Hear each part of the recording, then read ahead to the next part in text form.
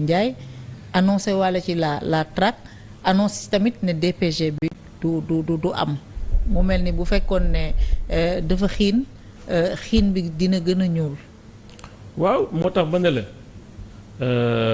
am na noo xam ne kenn mënu ko yoree dëkk c'est-à-dire que c'est bien qu'il multiplie les sorties pour wax ak sénégalais yi mais je pense que war na xool sujet yi muy wax ak sénégalais yi est-ce que c'est vraiment ces sujets-là que les sénégalais attendent qu'ils soient abordés xam nga tout ça c'est encore politicien maanaam ñu ngi ci encore ay waaw yéen a ngi den def lii mais man maa ngi def lii te loolu jàpp naa ne mënuñu yoree noonu réew li mu wax yépp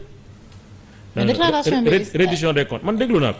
Elle ne vous inquiète pas. déglu naa ko non mais comment une déclaration peut inquiéter qui pour à quelle fin pour quelle raison c'est-à-dire reddition de comptes d'ailleurs c'est un terme qui est galvaudé au Sénégal parce que nit ñi bu ñu dee reddition des comptes c'est comme si tribunal nga war a dem non mais les comptes c'est les comptes publics vous avez géré vous êtes responsable de rendre compte de votre gestion c'est ça dans la transparence financière qui est requise pour la gestion donc loolu pour man mais tout le monde d'ailleurs ci reddition de compte lañu dëkk dans le projet de décret qui a saisi l'Assemblée nationale le premier point c'est quoi loi de règlement c'est le premier acte de règlement de compte dans un pays normal donc règlement de compte kenn bañu ko parce que mënoo ne responsable là mais je rends compte à personne c'est pas possible périodiquement à l'Assemblée on fait des redditions de compte chaque année il y a la loi de règlement ñun bu ñuy dem def passation de service mais il y a un dossier de passation de service avec un rapport on dit voilà lii lañ fi fekk lii lañ fi bàyyi lii lañ liggéey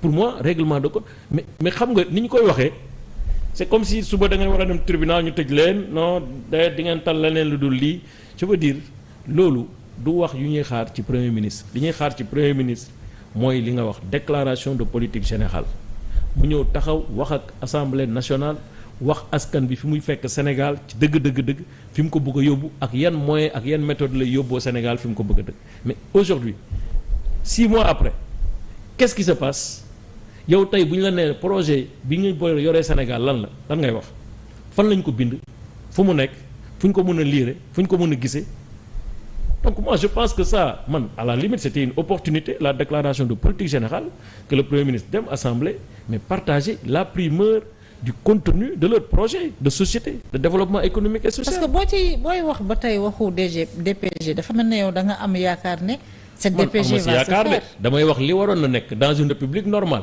mais franchement awma si yaakaar la preuve boo xoolee décret bi ni ñu ko defee l'objectif principal de ce décret c'est quoi mais c'est bloquer l'Assemblée nationale dans la motion de censure d'ailleurs ça tout le monde même les députés j'ai vu des députés faire cette remarque pour montrer que bon voilà maintenant on a bloqué le fonctionnement de l'Assemblée nationale te loolu moo rafetul ci réew gis nga réew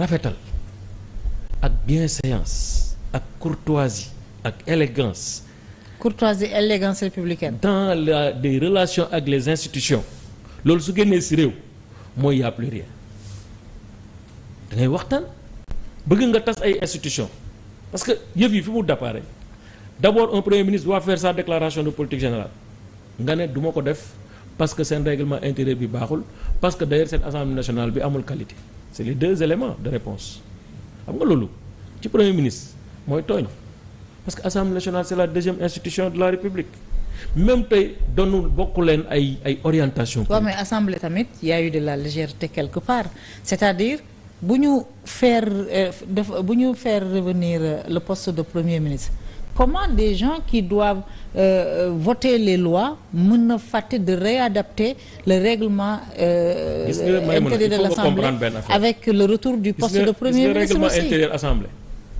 aurait pu être une instruction du bureau de l'Assemblée nationale. D'ailleurs, dans beaucoup de pays, le règlement intérieur n'est pas une loi organique. Mieux, quand tu vois le règlement intérieur de l'Assemblée nationale par rapport aux dispositions de la Constitution, c'est du copier-coller. C'est du copier-coller. C'est-à-dire, il n'y a rien qui empêche, dans le règlement intérieur, au Premier ministre de venir. Parce que l'inec règlement intérieur, quasiment, c'est ce qui est reproduit, c'est ce qui est dans la Constitution. Donc, le règlement intérieur ne fait que reprendre c'est ce qui est normal. Parce que un règlement intérieur, qui est loi inférieure à la constitution ne peut pas avoir des dispositions. Mais bu ñu nekkee assemblée plénière la Bible c'est le règlement intérieur. Mais en se fondant sur la. waaw d'accord que le règlement intérieur ne viole pas la Cour en l'espèce. C'est la constitution qui dit le premier ministre nommé doit faire sa déclaration de politique générale. Pour la constitution. Et que on attend quoi? Le délai qui était prévu dans le règlement intérieur. Ce délai-là, c'est pourquoi? C'est pour permettre à un premier ministre de se préparer en conséquence. Depuis le 15 juillet man si li ma jàpp ci wax yi mooy le premier ministre était déjà prêt. Donc booy jël décret pour convoquer une session extraordinaire ci man ci xam xalaat bu gàtt li nga war a njëkk a def mooy session extraordinaire boobu le DPG c'est la priorité. Tout ce qui est mis ici n'est pas une priorité. Au conseil des collectivités territoriales, conseil économique et social, la suppression de ces deux institutions c'est pas une priorité. Mën na xaar ba janvier boo leen amee seen assemblée. D'ailleurs c'est ce que disait le président lui-même, disant bon j'attends que l'assemblée soit renouvelée avant d'introduire ça. Je signale parce que man damay lire ci programme mu président Diomaye candidat il n'y a pas suppression de ces institutions. Au contraire, il dit il va reconduire les institutions et suivre les institutions qui ont été créées par la commission de réforme des institutions. Je peux vous lire le document. Donc, ça veut dire que quand même dans leur programme c'était pas une priorité de supprimer ces institutions. Deuxièmement, ñun mooy moom la ñu gëm ñun dañu gëm ne dans cette république il ne peut pas y avoir que des instances politiques.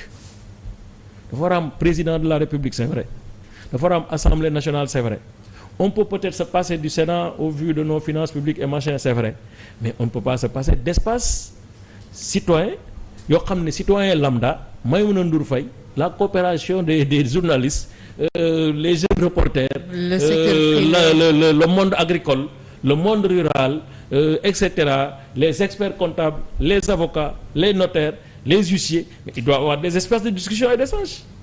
Loolu mooy conseil économique et social. C'est un forum citoyen institutionnalisé où il n'y a pas que des politiques. Ils donnent des avis, ils concourent à la mise en œuvre correcte des programmes politiques et économiques. Mais loolu je pense que démocratie mais dafa am coût amul prix. mais bu ñu taxawee ci au conseil des collectivités territoriales man li ma gëm. bu ñu taxawee ci principe je te fais l'historique pour nga comprendre. waaw d'accord mais parce que ñun aussi loolu lañ gëm. bu ñu taxawee ci principe bi guider la création de ces institutions là. Oui. Elles sont utiles. Bien sûr. Elles sont utiles. Oui. Mais la réalité c'est que aussi on l'a utilisé. Ouais, mais Assemblée nationale on dit que ouais, c'est chambre d'enregistrement, c'est pas utile. Oui mais pour caser des militants ak des partenaires politiques aussi. Loolu aussi mooy dëgg bi. Attendez, c'est-à-dire pour caser des militants et des trucs politiques, d'accord. C'est tout ça, c'est parce que c'est les gens qui sont contre ces institutions. Mais en réalité bul xool ay case ay nanga Assemblée nationale aussi ay politique a fay dem. mais assemblée mënul ñàkk ci suñu armature institutionnelle. C'est-à-dire que mais conseil économique et social rôle bi muy joué. daan ñàkk de 1960 lañ ko fi créé par Léopold Sédar Senghor. Abdoulaye Wade di ñëw Abdou Diouf ñëw bàyyi ko fi Abdoulaye Wade bàyyi ko fi Abdoulaye Wade di ñëw. ku ci nekk da nga ko reprendre. mais boo ko reprendre di nga ko indiwaat. parce que tu te rendras compte de l'importance de cette institution. qui est une institution de dialogue ñu bokk sax ci ay association internationale des conseils économiques sociaux et cetera. Donc je pense que loolu dafa am solo les ñooñu fu ñuy waxee ñi ma la limal fii léegi nekkuñu ci parti politique. ñoom defe naa ne bu ñu supprimer au conseil dinañ tegaat yeneen. ñu ngi wax ay waxu pôle ci foofu laa bëgg a yegg si ak yow. les 8 pôles là lan lañ leen di defal du ñu am budget du ñu am organisation fonctionnement ñan ñoo ciy nekk. te 8 pôles yooyu je pense qu'il y a une confusion parce que loolu bi ñuy def réforme acte 3 de la décentralisation bi ñuy harmoniser les ordres de collectivité territoriale ci la ñu ne peut-être léegi en lieu et place des régions collectivités territoriales on doit pouvoir penser à 7 à 8 pôles bien identifiés. Les études sont là avec l'ANAT, avec la direction des collectivités locales et tout. Comment faire en sorte que ces ordres de collectivités locales puissent exister? Est-ce qu'ils vont être des ordres de collectivités locales qui vont être interrégionaux, ou bien ils vont être des ordres mixtes administrativo-politiques, waaw, pour que ñu mën a doxal yëf yi. Mais là la réflexion était à ce niveau. ñoom war nañ poursuivre la réflexion pour xool ba xam lan la ñuy def, mais mënoo ne da ngay rationaliser damay tas lii teg fi leneen. Non, mais nan ngay expliquer quand même on n'a pas compris le président xam na ne amul majorité Assemblée nationale xam na ne pour supprimer ces institutions-là il faut 3/5 des députés. Tu sais très bien que tu as la réponse. Le président qui est dans une logique de supprimer l'Assemblée nationale. Nan ngay expliquer que mu dem di leen soumettre il veut dissoudre l'Assemblée. un projet de loi. Il veut dissoudre l'Assemblée nationale. Il a besoin d'avoir de biens prétextes qui ne sont pas que politiques pour dissoudre l'Assemblée nationale. Parce que mënuloo damay dissoudre l'Assemblée nationale pourquoi non awma majorité damay wuti majorité même si c'est politiquement ça sonne pas bien. Donc il dissout, il va créer tout ça c'est pour créer une sorte de crise institutionnelle pour avoir un justificatif pour dire bon finalement vous avez vu j'ai proposé la suppression ou en tout cas un projet de révision dont la conséquence c'est la suppression de 2 institutions, ils me l'ont refusé. Bon voilà etc. Il dépose une motion de censure donc je bloque la motion bon voilà donc ils sont dans des artifices. Mais est-ce que gars yi tamit. Ils sont dans des artifices c'est loolu. est-ce que gars yi tamit dribblé wuñu leen. Je ne pense pas parce que tey la communication qu'ils voulaient avoir c'est une Assemblée nationale qui est contre le régime. Je pense qu'aujourd'hui si on fait l'état de l'opinion on peut se rendre compte que effectivement ils se rendent compte que finalement tout s'est retourné contre eux. C'est pourquoi ils veulent une deuxième manche. Man li ma comprendrait c'est pourquoi ils veulent une deuxième manche pour bloquer la motion de censure parce que la session extraordinaire qui est demandée par le président va être examinée en priorité avant la motion de censure et puis ensuite maintenant ils bloquent jusqu'au 12 et puis ensuite ils vont dissoudre. On sait très bien qu'ils vont dissoudre. Alors damay dégg comme argument yenn membre majorité bi ñu ne ñoom ils auraient voté le texte de suppression le projet de suppression du HCCT et du Conseil économique social et environnemental bu ci président boole woon ses fonds politiques et puis ñu tudd budget présidence tudd budget primature est-ce que c'est un argument politique fondé est-ce que